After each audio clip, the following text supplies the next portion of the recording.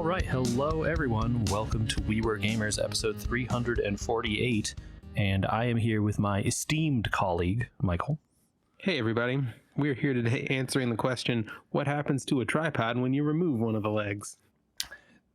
Yeah, we send one of the legs out on assignment, and who knows if you and I are going to fall over, but we're going to give this the old college try, and we'll see what happens. Yep. Hello. We were out the other week and made a good time of that, and now we're back. However, missing one of our crew. Not to be too worried, though, because quite a number of things have happened, at least between you and I suspect. So I think we'll have a good amount of stuff to talk about here. Yeah. I mean, I think... Really, do we always start these with food? I feel like we do, right? We frequently start these with food. There was a while there where we were starting off with food pretty much every week. I feel like food is the right place to start. So let's start with food. I want to get your opinion on a food thing that I was involved in this past weekend. Okay. My wife and I have this little local winery that we're members at. This is like an urban winery. This place has like a tasting room in the middle of San Diego somewhere. They source their grapes from like way east county. So it's like local, but not like, Dulzura is the name of the area where they're sourcing the grapes from. If you even know where that is, I don't know. I have no idea. Yeah, I don't know that I do either, to be fully fair. But hey, yeah. Give them a shout out anyway. Yeah, we try. So anyway, we like that place. And every now and then they do like fun little events. And they had one this past weekend, which was Chinese food and wine pairing lunch. Huh. Okay. So it was, they're kind of they aren't typically open like all dinner hours, or it's a tasting room. They don't really have a kitchen or anything. Mm-hmm. So it would have to be a catered thing. And their weekend nights are the most busy time for them usually, so I can see why they wouldn't want to do it then. And this past weekend, I don't know if this was the case by you guys, it was a literal downpour. Oh yeah. The entire day. So it worked out that they were going to do a thing that was inside and catered. Perfect. Yeah. So I had never thought of the idea of pairing Chinese food and wine before. And so we're like, let's give it a try. Tickets were relatively cheap with the points that we had through them.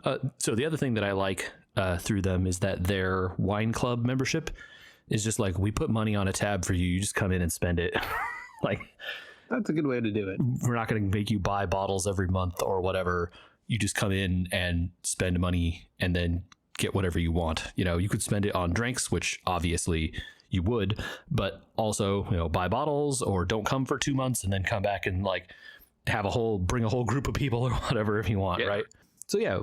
So we were like, we got a little money on the account. Let's use it on these things and let's go. We'll see how it goes.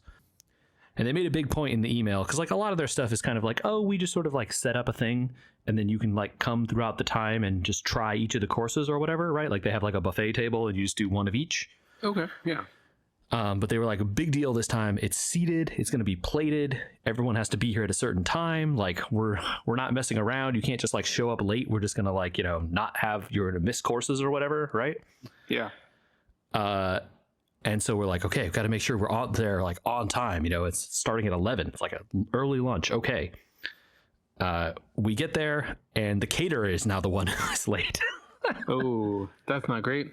Not optimal, certainly. And so we get there and, the caterer is 30, 35 minutes late or whatever. They're talking to the people. So it's not like they're it's not like they're cut out or whatever, but the caterer is just look, we're running behind. One of the dishes didn't turn out. So we had to do something different and yada, yada, yada.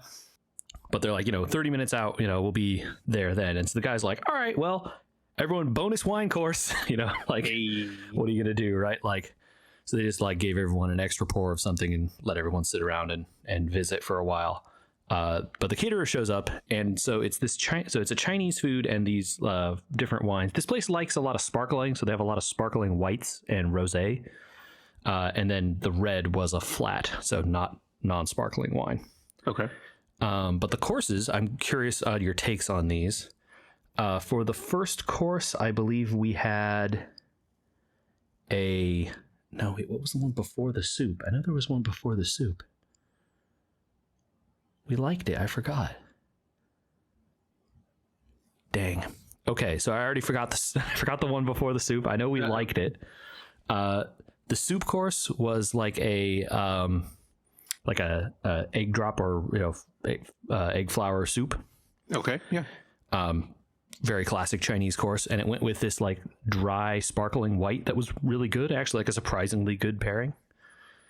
The course after that was egg foo young, which is effectively for folks who are not aware of the like Chinese food of an egg foo young. It's like an omelet, basically, like a Chinese omelet with all kinds of like stuff mixed in, green onions and maybe mushrooms, and I don't know what else is in there. Yeah. Also a very classic dish. Yes, totally. And this was served over rice. And I guess the caterer said like the egg foo young had not turned out the way she expected. It was like, I don't know, I'm not clear what had happened to the egg foo young, but it didn't turn out. And so she had to cook it again, which is why they were late. Okay. Okay. Let's see. After that course was... What was the pairing with the egg foo young? Oh, yeah. So the pairing with the egg foo young was another white wine. This was a still white that they call, the name of it is Uncharted, but I'm trying to remember the grape varietal. I want to say it's like Viognier Riesling blend. Something like that. Okay. On the sweeter side, but still not like super sweet. The course that I can't remember, the first course was a very sweet sparkling white. So we sort of have gone from sweet to less sweet here. Interesting. On the scale. And then the final dish came in those classic like to go Chinese containers, the red ones with the lettering on the side. Yeah. And inside it was noodles, and on top of that, spicy Mongolian beef. And that paired with a red Sangiovese. Okay. Which was great. That Mongolian beef recipe, I don't know what they did. It was awesome. We were talking to the chef afterwards, and we were like, oh, we really like this Mongolian beef. She's like, oh, thank you. I have like a standard Mongolian beef one, but they said they wanted it a little spicier. So like I did some stuff, and like, she's like, I think it turned out like PF Chang's. I think that's kind of bad, but like, she's like, I don't know. I haven't been to PF Chang's in a long time, but someone told me that. And we were like, well, I don't know. We liked it. Like we demolished it. It was awesome. This is good. Maybe I need to go back to PF Chang's. Right. Maybe. I don't know. And then they had a final course, which was a small pouring of a fortified wine that they make, like a desserty type wine, with the fortune cookie. Hey, yep. And that was actually maybe secretly the best pairing, because the fortified wine had like these kinds of almondy kind of flavors, which were like a perfect match for a fortune cookie. Surprisingly, like totally took me by surprise. I was like, oh my gosh, this does kind of taste like a fortune cookie, or like, you could get fortune cookie notes from it. Yeah. Which is never something I think I've ever said before about a wine. So it's so funny that you did this. We just recently have been watching a new reality-ish show on the Food Network called House of Fang. I don't know if you've heard anything about this. I think my wife watches this one. So the one of the most famous and longest standing Chinese restaurants in San Francisco is the House of Nanking. And it's been run by the same guy for 30 something years now. And he and his daughter several years ago opened up a second restaurant called Fang. And so they started making this reality show about her, trying to step out of his shadow a little bit, be recognized as a successful chef in her own right. And they just did an episode where she got asked to host to prepare the food portion for a wine pairing dinner in Napa. Oh, and interesting. She talked a lot in the episode about how Chinese food has traditionally been viewed as a food that just isn't paired with wine for whatever reason. Yeah. And so she went into it with the mindset of trying to change the perception of the people who were at the pairing dinner about the ability to pair Chinese food with wine. That's so interesting. I'll have to see if that episode is still something I can watch, because I'm very curious about what like a professional chef thought about it. Yeah, so she went the route of making, very upscale dishes, given the setting.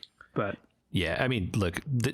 Also, to be clear, like probably wines coming out of Napa were better than the stuff we were having in the like small tasting room in a strip mall in San Diego.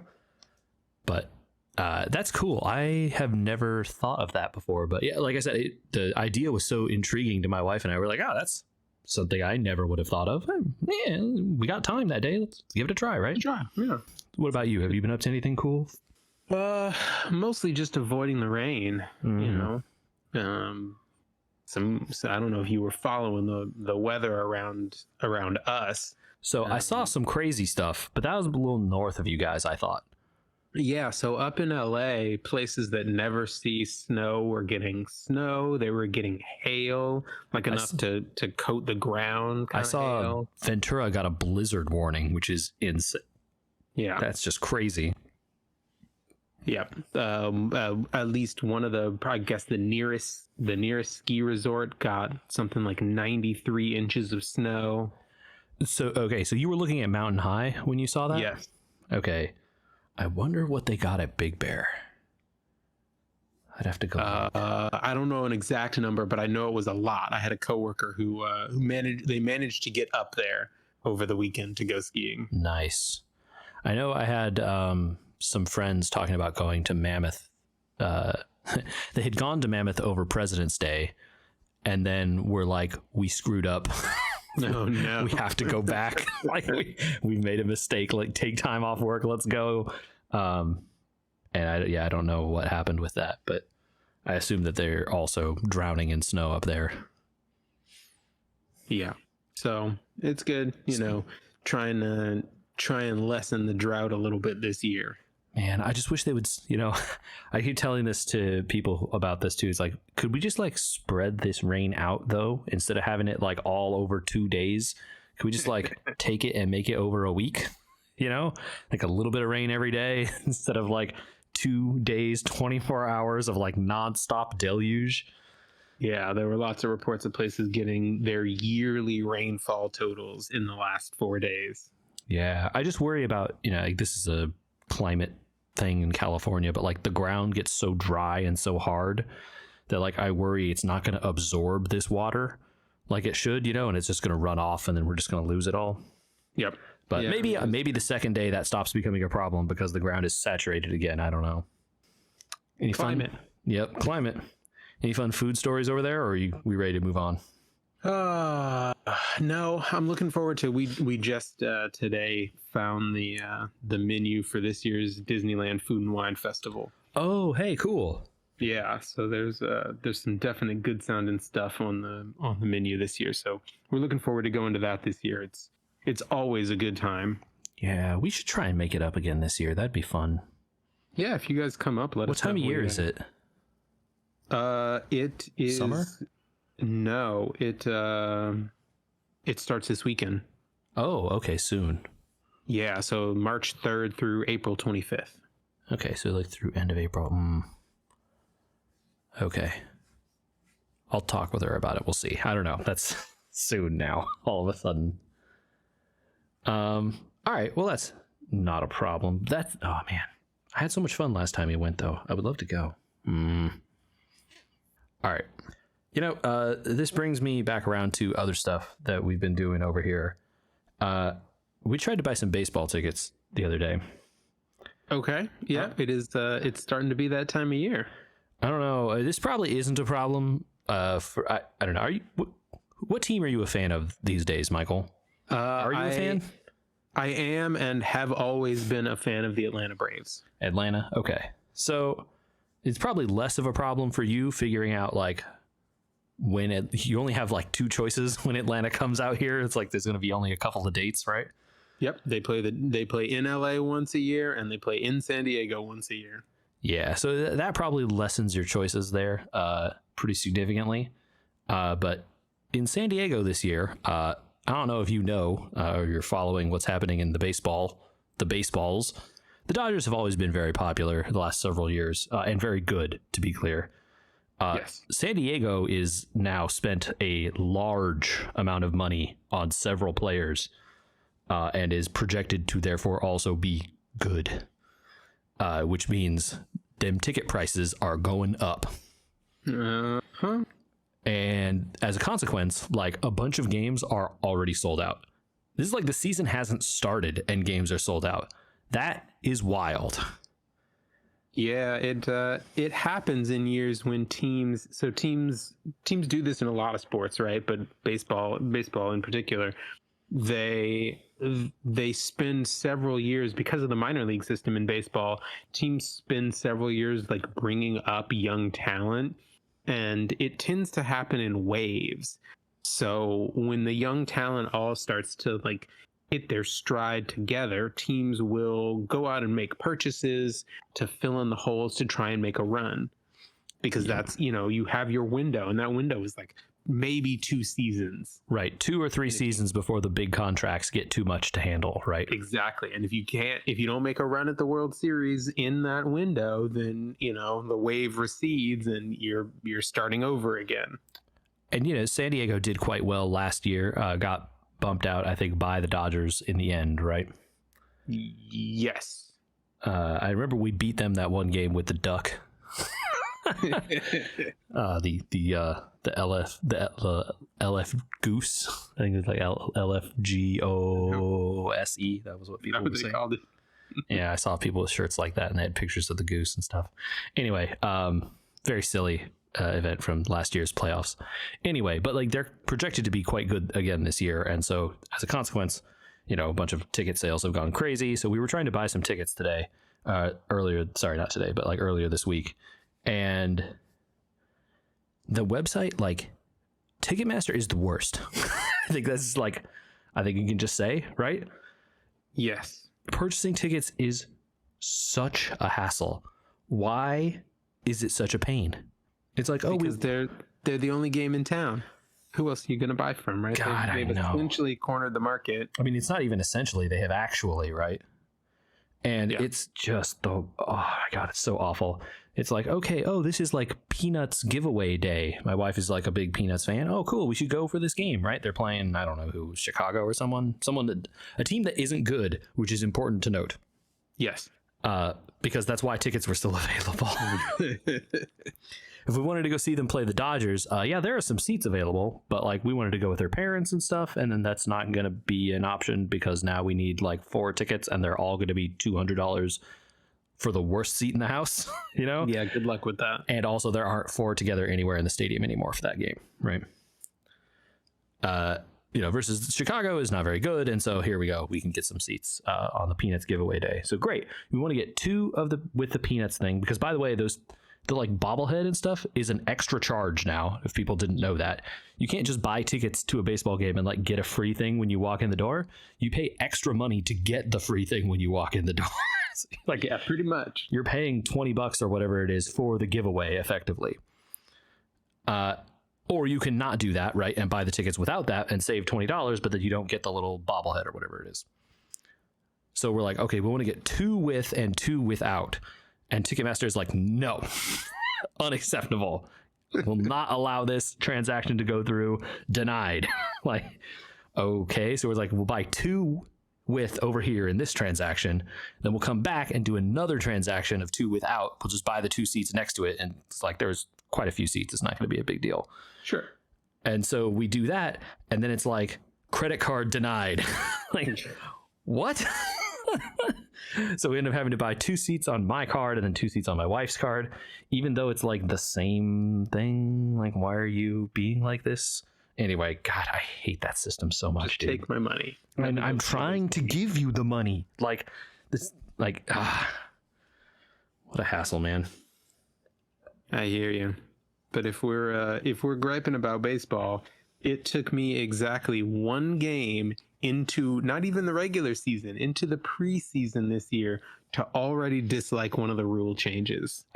To make folks aware, there have been several changes this year to the baseball rules.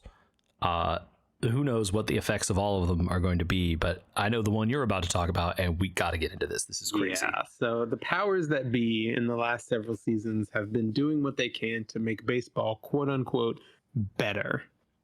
Yeah, that's a scare quote better, by the way, putting air quotes, better, quote unquote. One of the ways that they have decided that they want to achieve this is to shorten up baseball games.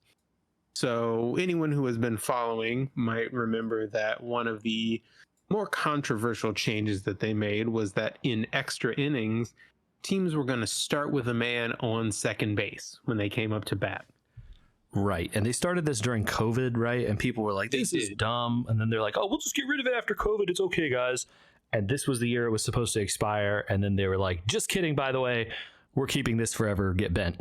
Yeah, which seems pretty much right on brand for them. Yeah, I really dislike this change. And I feel like we talked about this before with Andy, but it's stupid. Just get a hit and get on base. Like, it's not that hard. Like, I don't. Yeah.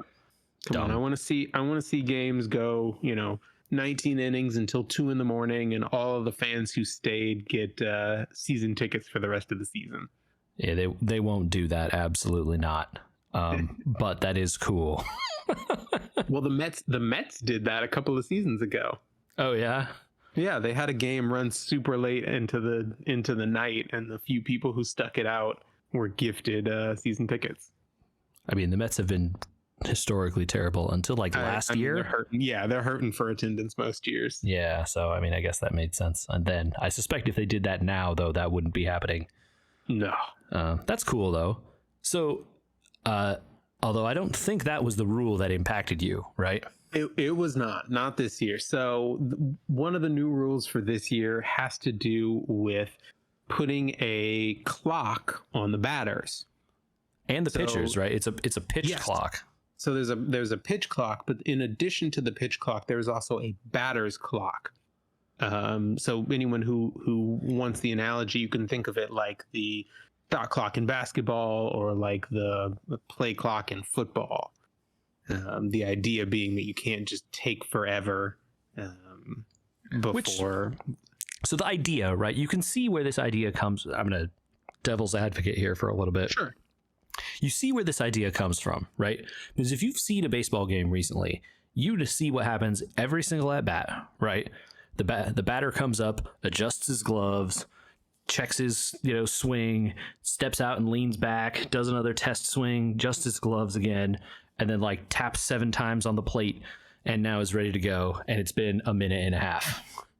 Yeah. Right? Yeah. So you understand the rationale behind where they're coming from. Like, we want to speed these guys up a little bit. Right. So I'm sympathetic to this argument. Yes. But I'm going to assume, like all things that come from above in a bad way like this was not implemented well in practice. The devil's in the details, JJ. Yeah. So what happened? So it's Atlanta is playing the Red Sox. First game of the postseason. Preseason. Sorry, preseason. First game of the preseason. The game is tied after 9 innings. So great. Extra baseball right off the bat. Nice. It's spring training, so it's kind of like whatever, but it's still cool. Yeah.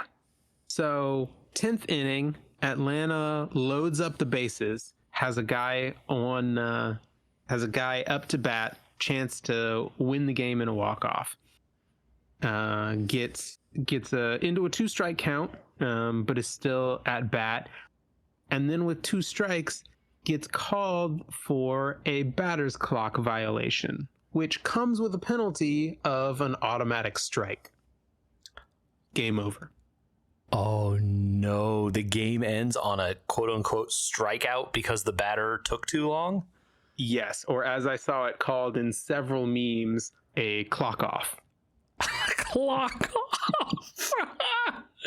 That's actually really funny. Yeah, the joke name is great, but I was still angry.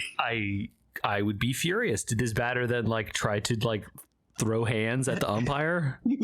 He was just in complete disbelief. What does that call look like? Does the umpire just like shout strike 3 and the batter's like, what? Yeah, he calls him for a clock violation, and then rings him up and wow, goes home. Wow. Oh my God, that would be infuriating.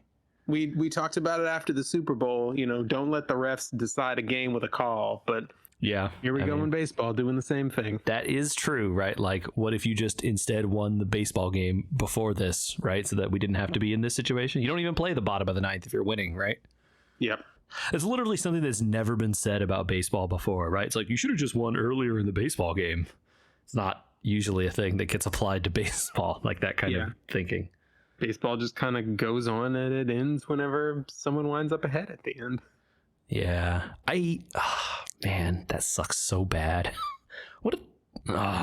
Because I want them to cut down on that nonsense where the players are like, after every swing, readjusting their gloves and checking the tapping 7 corners and like, grabbing their crotch and moving the gloves a third time and adjusting the 7 things on their arm and their leg. There has to be a better way than like ruining a game by just calling someone out in the bottom of the ninth. What are you doing? It was a thing. Yeah. So like, not to dismiss your pain, I feel it. That's because it's going to come for everyone. That's the thing. Like, because this is a new rule, it's going to get people a bunch, right? Oh yeah. Yeah.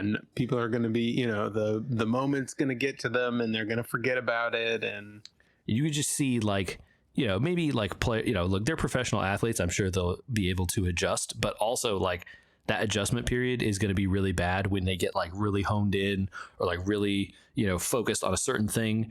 And then they forget and they like adjust out of the box one extra time too many, or they take just like, 10 seconds longer than they ought have or whatever. And they just get immediately called out. Oh, that's going to be so painful. Yeah. And this was a moment. It was the bottom of the 10th, bases loaded, 3-2 count.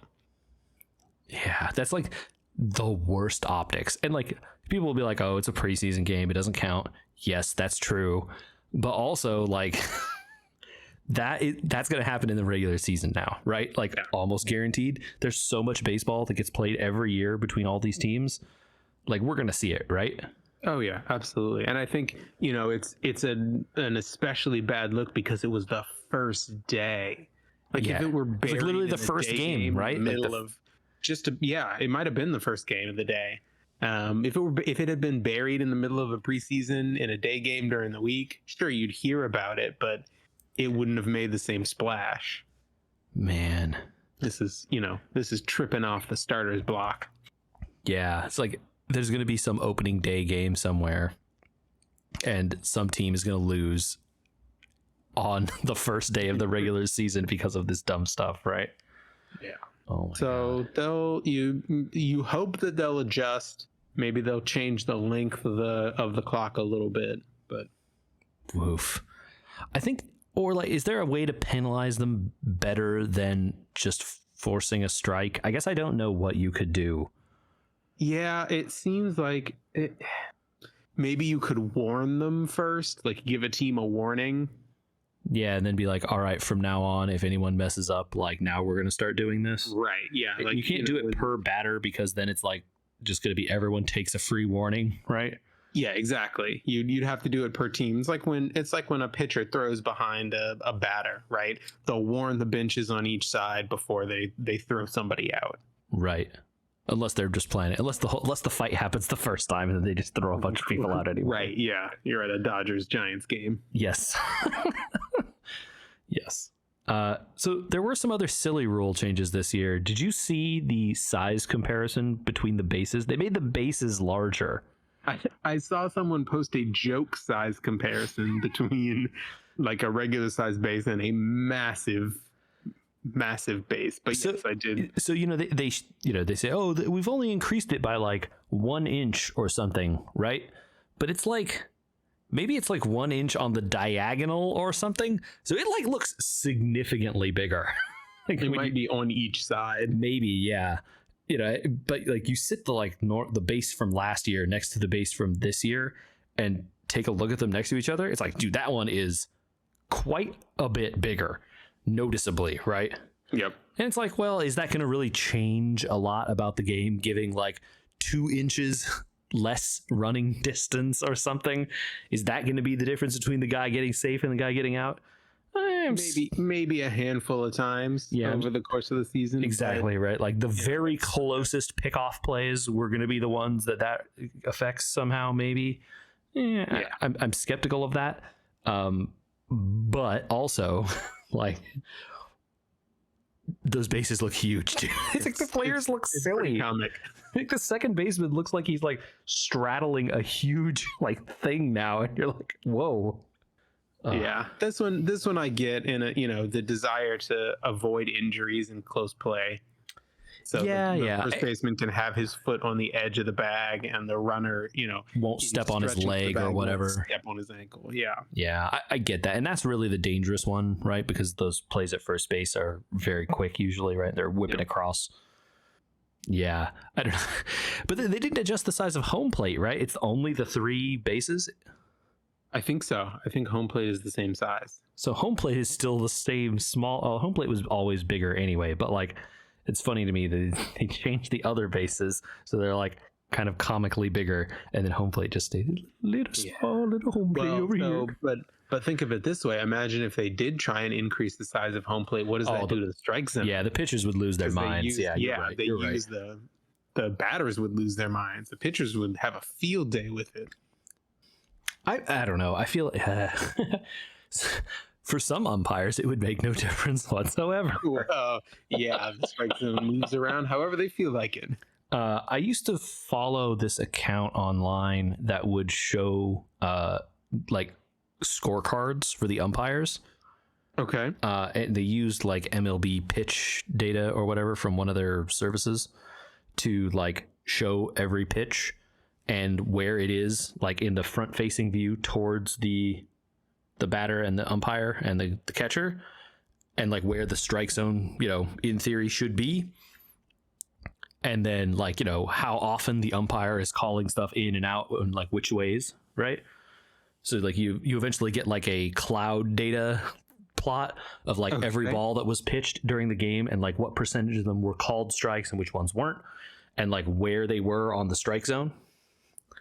And so you get this like cool picture of like, okay, this umpire's tendency is like outside down, but only in like these 2 zones, and this other zone not really. Or like this one likes to call them inside more often and less on the outside edge. Like very interesting. Like data visualization. And then like umpire tendencies. Yeah. And so, but crucially they did it by who was at home plate. So then you could go and say like, all right, this one strike call, right? Like this was egregiously like, you'll see the cloud and then there's one that's like another inch over, right? And you're like, this was egregiously bad. Like this was called a ball or whatever. And this was like very obviously like a blue dot in the center of the strike zone, or this one is like way off to the side and they called it a strike, right? And then you can go and be like, look at their historical data of like all their games, right? And like see the cloud of all their stuff they do. Like, does this guy have a particular tendency versus the other guy on the crew versus the other guy? That's like, I'm sure there's some like MLB analytics person who's like has a job doing this for baseball teams so that they can tell the batters like, okay, this guy's umping tonight. Here's where he's going to call the strikes and where he's not, right? But like, oh yeah, the analytics for baseball are off the chart these days. Yeah, I just thought it was cool that data was available to me, the layperson, and I could be like, okay, who's playing the game tonight? Okay, it's this guy. He's going to be calling them like inside edge more frequently on right-handed batters or whatever. Mm-hmm. I don't know. Yeah. Is that a count? Man, I wonder if that thing still works. I have to go see if that's still a thing now that baseball season is going to be coming around again soon. Yeah. Well, how is while we're talking about baseball, how is Blaseball going, JJ? Funny you should ask that. It's not. Oh dear. They took at the beginning of February. They had a big vote, and the umpire that got chosen. So at the end of February, there was a big vote, and you could pick the umpire that was going to be, I forget what the phrase they used was. But in past seasons of Blaseball, in the like long past, there was always these phrases where like a rogue umpire would incinerate a player, right? And right. Yeah, I remember this. And you thought that this meant like an umpire who has gone rogue, out of line, has incinerated a player. Well, this vote was for which umpire would, be in charge. And it turned out that meant what class of umpire. So there was like rogue class umpire, as well as a mage class, a bard class, and I think a knight class. I think those were the 4 choices. It's like rogue, mage, bard, and knight, I think were the 4 choices. And I believe bard umpire won. And then afterwards, they immediately were like, you know what? We're going to stop. This is not working the way we thought it was going to. Their website had really had like a lot of trouble with the new season. Their interface was like better in some ways, but like way worse in others. They had said they were going to get mobile apps going, and they didn't do that. So I don't really know what their plan is. They say they've been working on stuff. They've been like taking feedback and like working on things. So hopefully when they restart again here, they say quote unquote soon, but who the heck knows what that means. They'll kind of come out with the fully featured vision that they had hoped to do, right? Yep. Yeah, gotta take a step back and retool a little bit, sounds like. Yeah, so they took a huge break before this to like set up this whole new website and this whole new thing, and it seems like it kind of didn't get off to the way they had hoped it would. So we'll see what happens here. I hope it's something cool, but yeah, unfortunately no Blaseball happening at the moment. That's too bad. Yeah. But I haven't been playing that, but I can tell you what I have been playing. All right. And that's a lot of Hitman. Have you been playing the randomly generated Hitman still? Yeah. A lot of that, man. Let me tell you. I've gotten pretty good at several different maps. And in fact, there's one that I've learned on New York. It's like a big bank. Okay. And there's a huge vault in the bottom of the bank that you can rob for like tons of money. I have like a really good, clean, undetectable route into that vault, knock all the guards out. No one spots me. I can get all the money in there. It's like 10,000 Hitman bucks or whatever the currency they use is, which is like an awesome start to the campaign.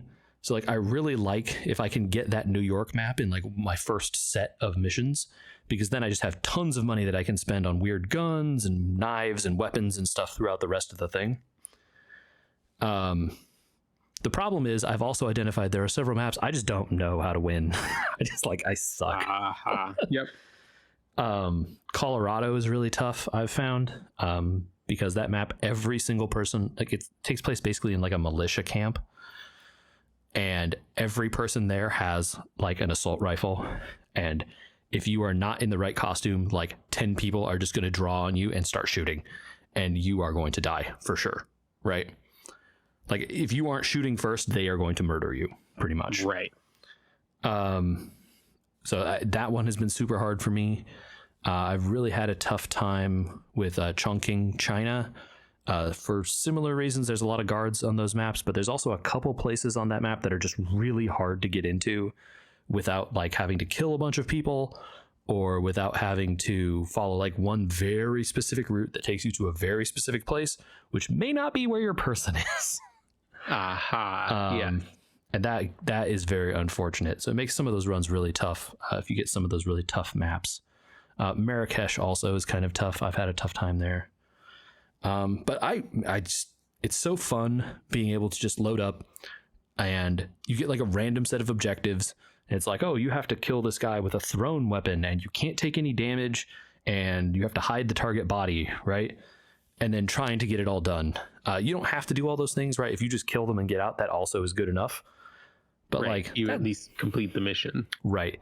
Maybe I'm just getting too focused on like trying to do all the things. And that's why I've never finished one. If I would just stop that and just like kill everyone and leave. Too, right?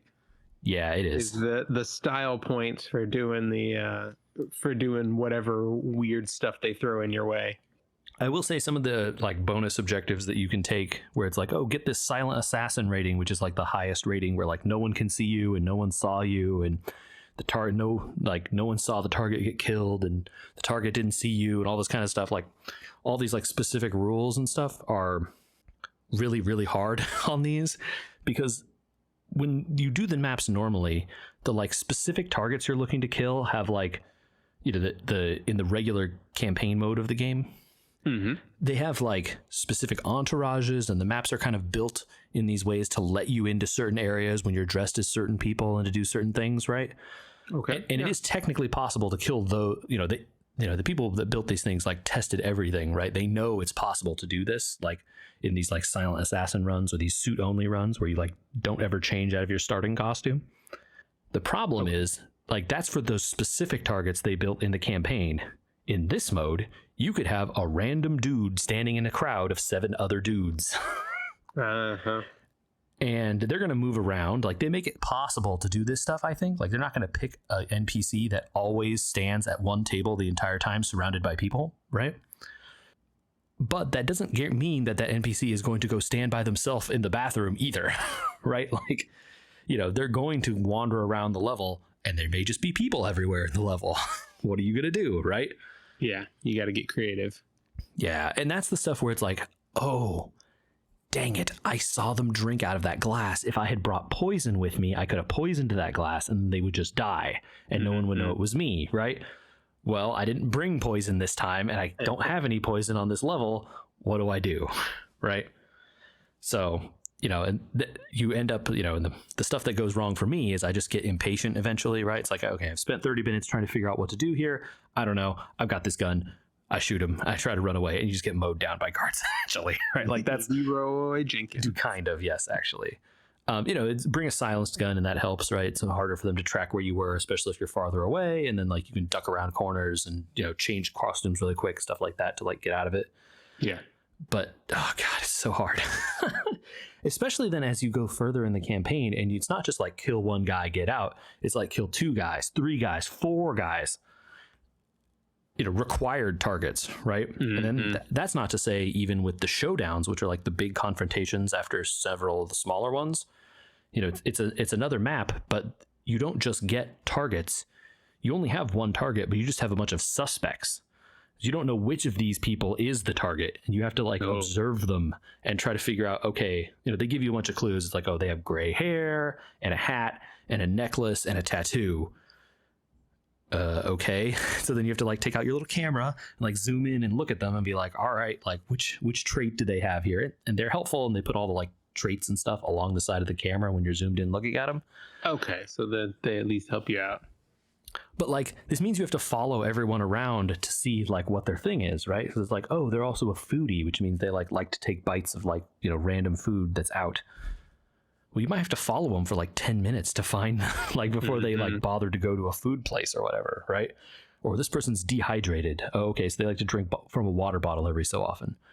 Okay, well, like, where's the water bottle? You know, like they're on a beach, like there's no water here. Like what's the, you know, oh, they have to like walk halfway across the map till they find where they left a water bottle, right? That kind of stuff. And you start off with 4 suspects in the first one of these showdowns. The second one is 6. And then the other ones get more, right? I think there's 2 more beyond that. And it just gets like, you know, progressively more and more annoying. And, you know, to be fair, some of them are easy. It's like, oh, they're wearing a hat. This person doesn't have a hat on. Check. Off. Right? Done. Don't have to look at this person anymore. But, you know, it might be this person is down here in the underground laboratory, like super locked down with all these like, you know, guards and stuff around them. And you get all the way down there to look at them and they're not the guy. It's like, I just wasted 10 minutes getting here. You're on a good old-fashioned stakeout. Yep, pretty much. But I am really enjoying the mode. It is just like that game has a very like slapstick kind of silly humor to it, where you're like, okay, I'm going to take this banana and I'm going to set it down in their path, and they're going to walk over it and fall down and drop the item that I want. That's a real thing you can do in that game. Hilarious every single time. Level designed by Mario Kart. But I get to place the banana peel, right? Like, so good. But that's kind of all I've really been up to. There is a new Yakuza game out. I have not had a lot of chance to play it yet, so I'll probably get on that here in the next week or two. So maybe some more to talk about that in the future. Yeah. More to come. Yeah, more to come.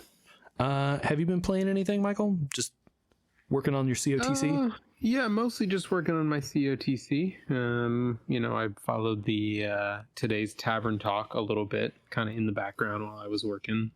So there's some good stuff coming up.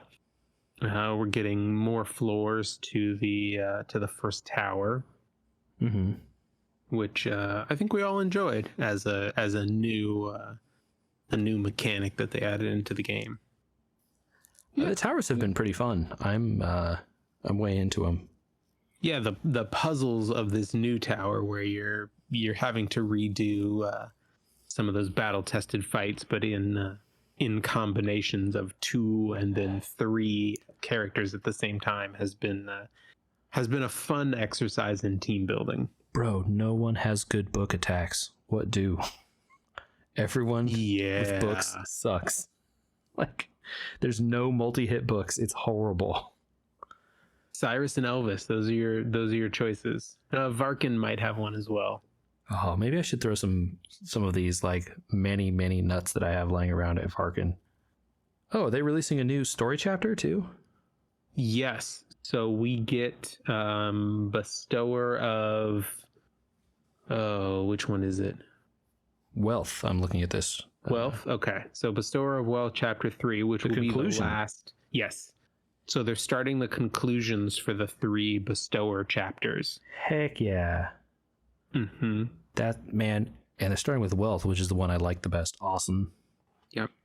Well, and even more exciting after that, we go back into a big chapter, so we get Bestower of All. Oh yeah, we're gonna have a big team up. Yep.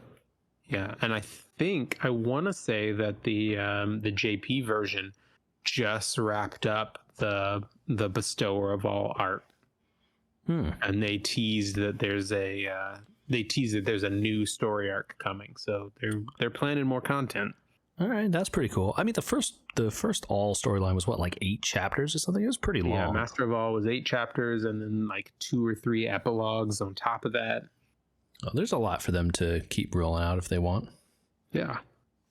All right, well, that's pretty cool. Yeah, I have been liking those towers. I just really have been stuck on a couple of those fights. Just like, my team is just not good for those EX fights, man. In the level 50 ones where you have to fight the 3 bosses. What is their names like? Oh yeah, your greed and the wealth and the Herminia and Titos. Yeah, I just don't have the right setup for those, man. I just don't know. Well, it's hard too because I don't know about you, but I took a look at my roster because I still have 2 of those left myself, and my characters skew really heavily towards one of the 3 alignments. Yeah, mine is the first one. I just don't have people that are going to allow me to do it. Like I forget what I have like if they would let me skip EX1 and go to EX2, like I have the team for that one and the one after that one, I think, or at least I think I have teams for it. But like the first one, I don't. You can jump around. Can you? Can I skip EX1? Yes, you don't have to do those EX fights in order. Oh man. So I think I did 4 and then 1, and I still have 2 and 3 to do. I should try that. I think that would be a smarter plan for me because I just don't have the people of, is it Wealth? I think I just don't have the right team there. Yes. Yeah. So I'd say start with 4 because that's the one that says beat it with all 5 stars, which you're going to do anyway. Right. Yeah. It's like I have enough 5 stars to probably fill a team of all 3 flavors or close anyway. Not on Wealth, but I think I have enough on the other 2. Mm-hmm. Will that team be any good? Questionable, but I definitely have a team, right? Yeah. All right. Well, I think that's a good show for the folks here. If they want to catch up with us and let us know about their teams in COTC or what they don't like about the baseball rules, where can they hit? They can send us an email to podcast@weweregamers.com. I feel like we're due for an email episode sometime soon. So get your questions in, and we will respond to our favorites. Yeah, definitely. And if you're following us out there on your podcast platform of choice, just give us those ratings. Give us those like 5 stars. We'd appreciate that. Yeah. You can also find us on Facebook, on our Instagram, We Were Gamers. You can also and should go to youtube.com/@WeWereGamers. I think I got that right. Yep. And check out the great job that Andy does putting our video content together. Yeah, people should check that out. It is more than you expect. And some of those pods, probably not this one, but some others go up with cameras. I know the last Carbon Scoring went up. There was a video portion to that. So people should check that out. Yeah. Well, hopefully this will be the first and only time that someone is going to get clock offed in baseball. But now that I know that name, I'm not going to put money on it. Yeah.